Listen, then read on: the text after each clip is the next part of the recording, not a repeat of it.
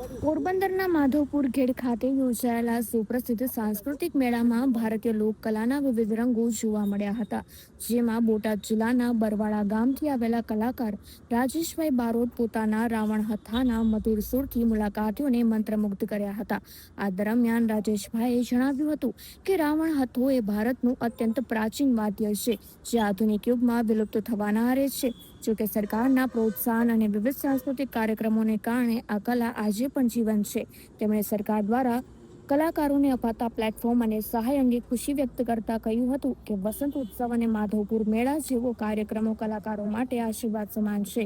તોરી બારોટ સમાજ માટે યોજાતી શિબિરો દ્વારા નવી પેઢીને આ કલા શીખવવામાં સરકારનો સહયોગ મળી રહ્યો છે. મારું નામ છે રાજેશભાઈ બારોટ. હું બોટાદ જિલ્લાના બરવાળા ગામથી આવું છું. અમારી ટીમ છે.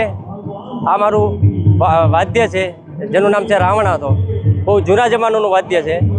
અત્યારે આ નવા યુગમાં જે અમારી રાવણ હથ્થાની કલા જે લુપ્ત થઈ રહી છે, સરકારશ્રી અમારી આ કલા એને જીવિત રાખવા માટે ઘણા બધા પ્રયાસો કરી રહી, જેવા કે આવા બધા કાર્યક્રમો કરી રહી છે. વસંત ઉત્સવ, જે કોઈ સરકારી સહાય હાથે આની શિબિરો પણ યોજાય છે. અમારે તુરીબાટ સમાજની શિબિર યોજાય છે, એમાં પણ સરકાર ઘણો બધો સાથ સહકાર આપે છે.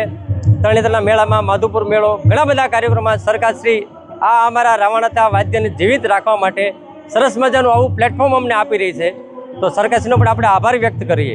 આવું સરસ મજાનું કાર્યક્રમ હોય અને અમારા બારોટ સમાજના કલાકારોને અહીંયા પ્લેટફોર્મ આવું સરસ મળે, સરકારશ્રીનો પણ આપણે આભાર વ્યક્ત કરીએ અને ખૂબ ખૂબ સર્વનો આભાર માનીએ કે આવો જે થકી આવી બધી કલાઓને પ્રોત્સાહન આપો એ બદલ ખૂબ ખૂબ આભાર.